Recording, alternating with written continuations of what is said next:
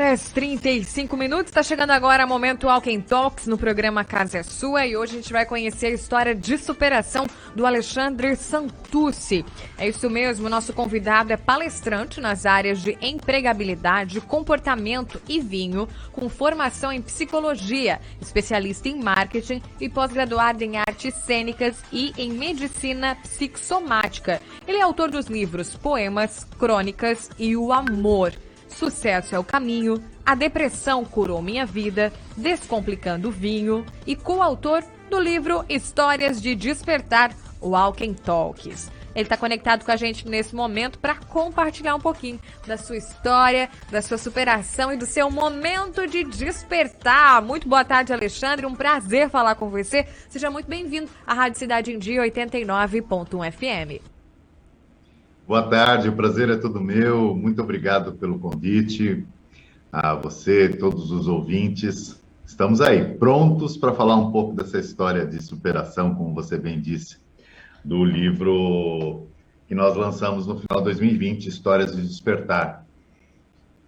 Alexandre, e você tem uma história de superação sensacional, muito importante, dentro de algo que muita gente sofre, muita gente está sofrendo e, segundo dados estatísticos, até 2030, muita gente vai sofrer, porque a gente já disse que ela é o mal do século, né? E a tendência é que aumente. Você tem uma história de superação envolvendo a depressão. Conta pra gente um pouquinho da tua história. Em que momento na tua vida tu começou a ter sintomas de depressão? Conta um pouquinho mais pra gente quem é o Alexandre e como é que foram esses momentos na tua vida. Pois então, como você me apresentou ali no começo, eu sou psicólogo, né? E isso é uma faca de dois gumes, né? Durante um tempo, provavelmente eu já estava passando por isso e até por conta da profissão, a gente acaba se enganando. E, de uma certa maneira, isso foi muito bom para que a gente pudesse também nos alertarmos, né? Eu converso com muitas pessoas, graças a essa história, que estão passando pela depressão e como é difícil entender que não trata-se apenas de uma tristeza, né? A depressão, ela pode estar camuflada, e foi o que aconteceu comigo. Mas chegou um momento em que eu, numa semana, para se ter uma ideia, eu acabei discutindo com 3 pessoas diferentes. Isso me chamou muito a atenção, porque não é a minha natureza. E naquele dia que eu voltei, depois de uma discussão no trabalho, o que era para mim ainda mais difícil de entender, eu percebi que eu não estava bem. E aí, olhando para mim mesmo e com o conhecimento da psicologia, eu entendi que eu realmente estava com depressão. Dali começou um processo de tratamento, né? E o que eu revelo nesse livro, inclusive, é que o tratamento precisa se dar nas 3 vias, né? Biopsicossocial. Nós precisamos cuidar do corpo, né? Que é justamente visitar um psiquiatra. Precisamos cuidar da mente, né, da psique, ter aí um acompanhamento terapêutico, que é muito importante. Eu, de lá para cá, para você ter uma ideia, já estamos indo para 11, 12 anos desse advento e eu estou com a mesma terapeuta. É muito importante. E na parte social é que a gente precisa começar a entender um pouco das nossas relações, né, das nossas crenças. Eu era uma pessoa que ouvia pouco e talvez até por conta da personalidade que eu tinha e das pessoas me olharem e me acharem sempre uma pessoa muito forte, isso de uma certa maneira coibia que as pessoas falassem justamente coisas que estavam vendo. E durante o processo de tratamento, principalmente nos 2 primeiros anos, eu percebi o como é importante conversarmos, como é importante nós conversarmos e pedirmos ajuda, conselhos, estar próximo das relações. E no meu caso, especificamente, para muitas pessoas, eu me aproximei muito da minha questão espiritual, que era algo que eu tinha deixado de lado. Então, é sempre importante estarmos conectados nessa tríade, né, biopsicossocial. E como é que foi esse processo de superação? Quanto tempo levou para você já começar a sentir uma melhora que estava superando isso que você estava enfrentando? Eu vou te pedir uma desculpa enorme, mas eu não guardei o seu nome. E eu fico Elis. incomodado. Oi? É Elis. Elis. Perdão, Elis. Elis, meu processo do corpo, né, do psiquiátrico, durou 9 meses. Com 9 meses eu desmamei, parei de tomar remédios, eu tomava dois, né? Tomava um remédio específico para depressão e outro para dormir, para o controle do sono. Mas cada pessoa vai ter uma medicação específica em função até daquilo que ela está sentindo, daquilo que vai ser diagnosticado. Isso é muito importante e é muito importante que as pessoas entendam que a medicação ela é extremamente importante, porque quando a gente fala de depressão, a gente está falando da depressão do nosso sistema orgânico. E a nossa máquina, o nosso corpo, ela é uma máquina perfeita. E qualquer problema que tem, o nosso comando central, o nosso cérebro, vai tentar fazer de tudo para deixar a gente em homeostase, né, como se diz na medicina, para deixar a gente equilibrado. E às vezes, para equilibrar uma coisa, ele desequilibra outra. E é por isso que o remédio é importante, para ajudar realmente nesse equilíbrio. Então, quem estiver passando por isso, vai ao psiquiatra, é importante seguir criteriosamente o que a psiquiatra está orientando a fazer. Então, a primeira fase do tratamento para mim foram esses 9 meses, em que eu tinha que repor tudo o que estava desorganizado no meu corpo. Depois, essa parte de terapia, que leva um pouco mais de tempo, até começar a entender quais são os caminhos que me levaram à depressão. As doenças psíquicas, de um modo geral, elas são processuais. A gente é diferente de um acidente, né? Um acidente de carro, né? Aconteceu, a gente sabe o que aconteceu. No caso das doenças psíquicas, elas têm um gatilho, elas nos dão uma luz, mas elas se instalam ao longo do tempo. Olhando para a minha vida, olhando para o meu tratamento, eu pude perceber que eu construí uma depressão, fiquei 10 anos construindo uma depressão. São vários motivos, cada um vai encontrar o teu. No livro eu conto um pouco sobre isso, né? Como foi, como que eu fui revisitar. E eu posso dizer que assim, eu me remi, né? Porque eu gosto de dizer que o depressivo, ele continua depressivo. O que a gente faz é controlar, se manter saudável. É como o alcoólatra. O alcoólatra, ele está um dia mais sem beber, né? E a gente vai ser para sempre depressivo e se não tomar cuidado, ela volta, como aconteceu comigo. Eu resolvi que eu estava bem, fiquei sem terapia, por exemplo, e aí um tempo eu tive um episódio de depressão, voltei ao psiquiatra e o psiquiatra me disse, olha, é a segunda vez que você está aqui, na terceira você vai ter que tomar remédio para o resto da vida. E quando eu saí do consultório, eu olhei para mim mesmo e disse: esse lugar eu conheço e não quero mais voltar.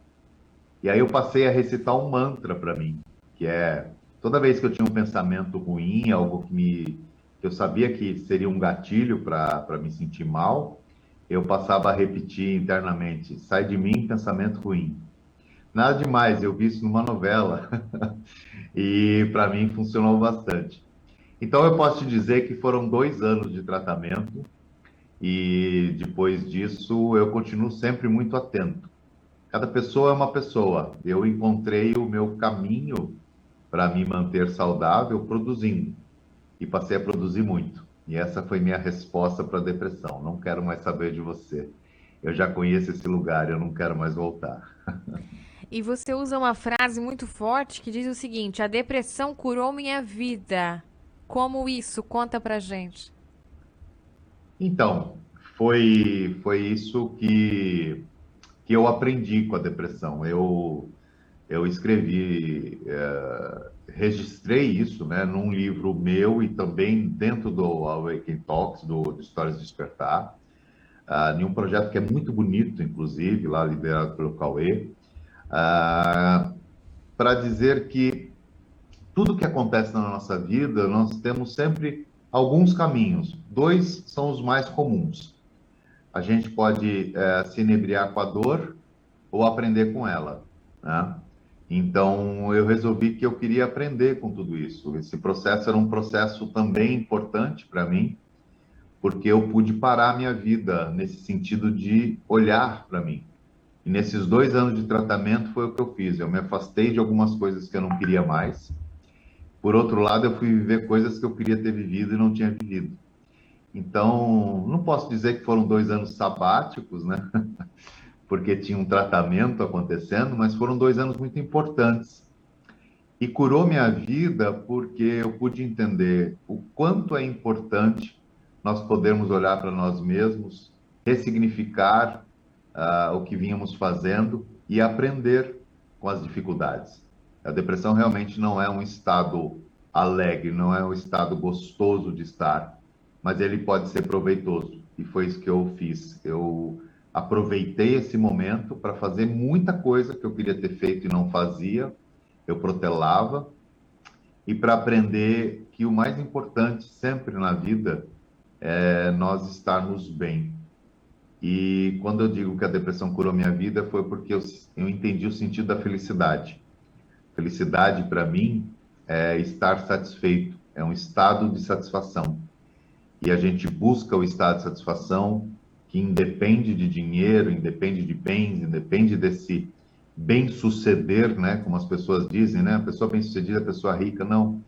Para mim, hoje, a pessoa bem-sucedida é aquela que caminha, né? Para mim, o sucesso é o caminho, o sucesso é você produzir. E foi graças à depressão que eu comecei a entender muito sobre mim e muito do que eu podia fazer para outras pessoas. E é isso que eu venho fazendo aí há alguns anos. Agora, Alexandre, você falou anteriormente algo forte, impactante, que dizia o seguinte, que você por 10 anos estava depressivo, mas foi tocando a vida. E muita gente está depressivo e está tocando a vida. E aí eu queria que tu falasse um Exatamente. pouquinho de como isso é preocupante quando não é tratado, porque aí esse sofrimento ele fica ali e a ferida vai sendo cada vez maior, né?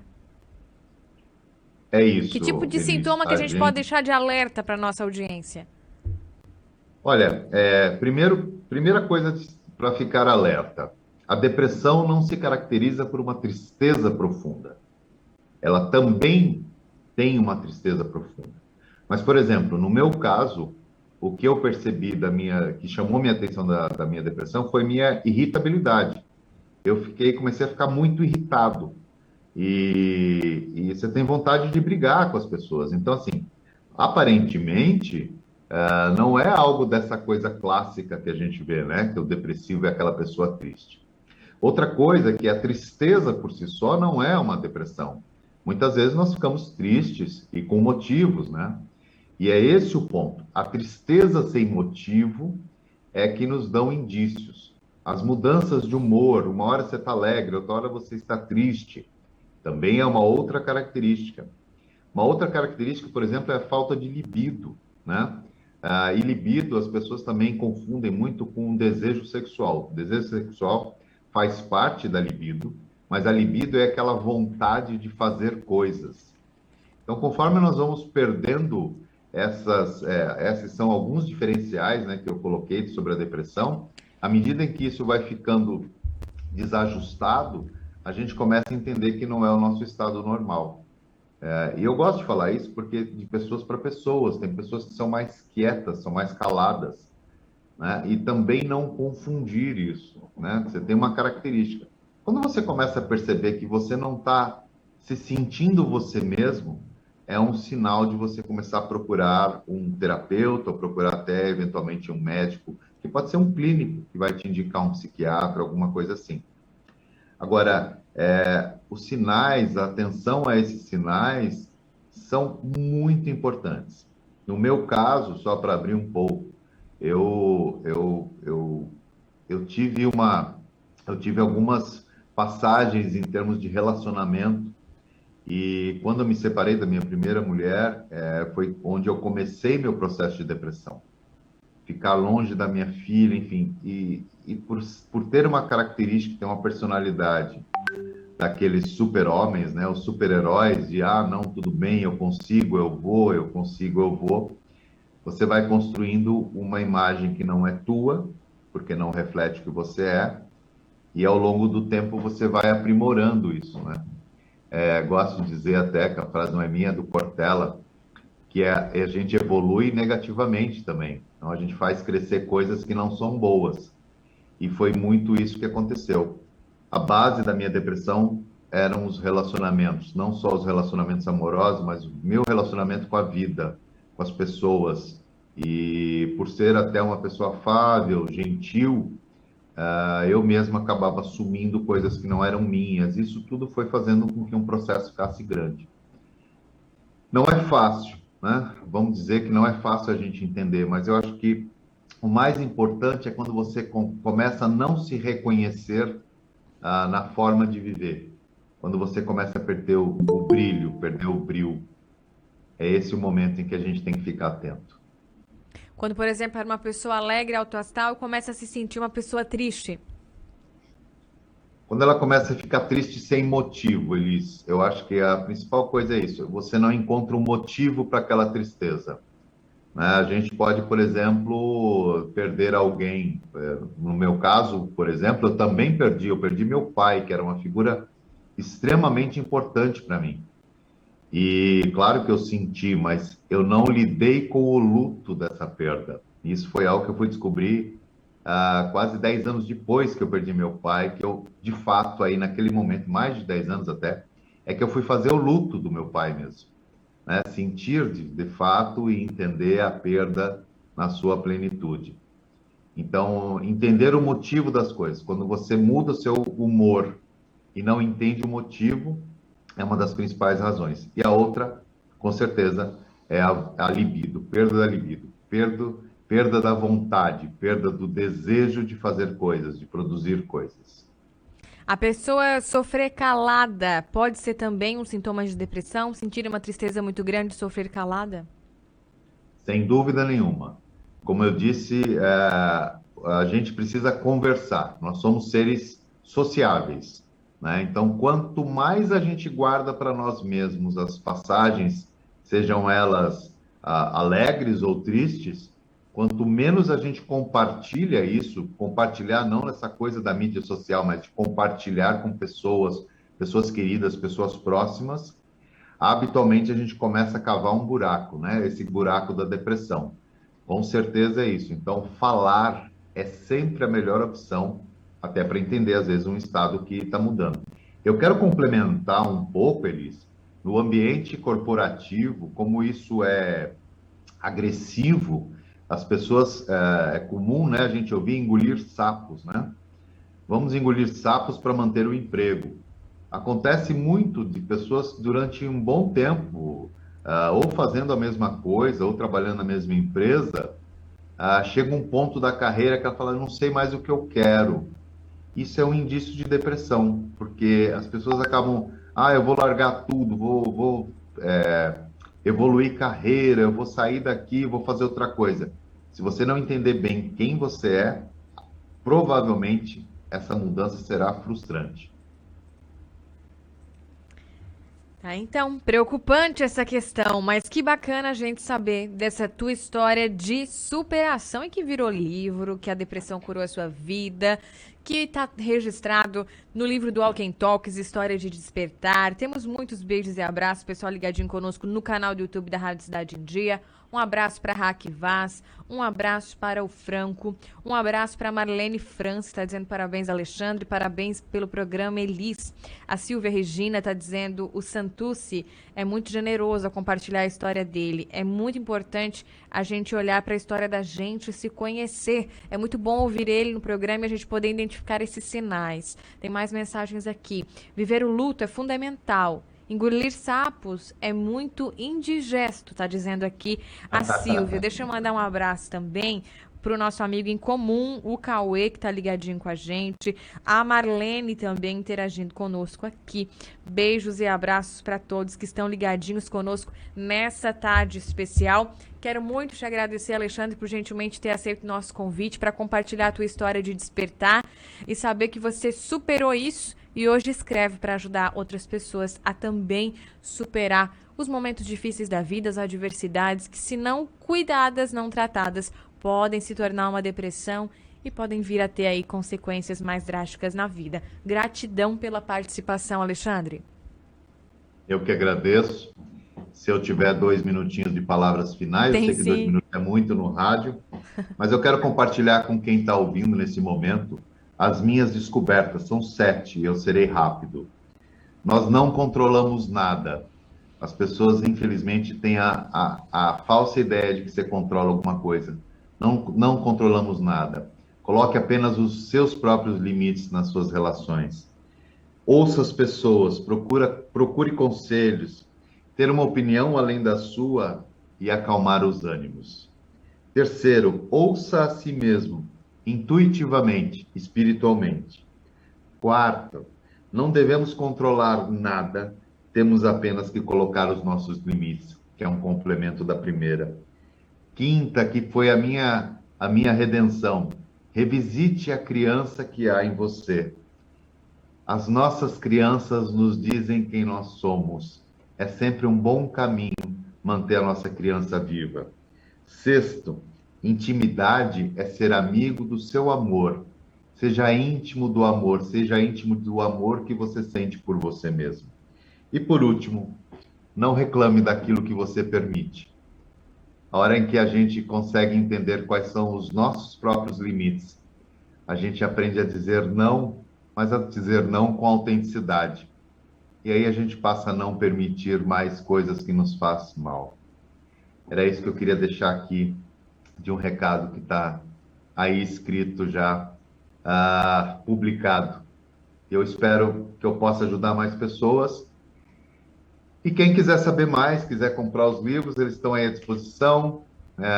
O meu caminho, no meu site, o santucciOficial.com.br, tem o caminho para adquirir esses livros. Tá bem? Elis, muito obrigado pela oportunidade. Cauê, muito obrigado pelo carinho do Awaken Talks e o que você fez, esse manifesto tão bonito que é esse trabalho que você faz. Demais, gratidão. Mostra pra gente aí o livro do Alken Talks, pra quem tá acompanhando a gente agora. A história do Alexandre Santussi e muitas outras estão aí no Alken Talks, Histórias de Despertar. Tem mais beijos e abraços. Marilene dizendo abraços, queridos. A Silvia dizendo maravilha, parabéns pelas descobertas e gratidão por compartilhar com a gente. Gratidão, gratidão. O pessoal tá comentando aqui. Que coisa boa, viu? Poder compartilhar e saber que tá ajudando as pessoas, né? Levando a reflexão aí sobre essa questão importantíssima nos tempos atuais. Obrigada, um abraço para você, Alexandre, e até a próxima, porque vai voltar sim, para trazer muitas dicas preciosas pra gente. Um Vou adorar abraço. participar, Iris. Até a próxima. Valeu, tchau, tchau. São agora 14 horas.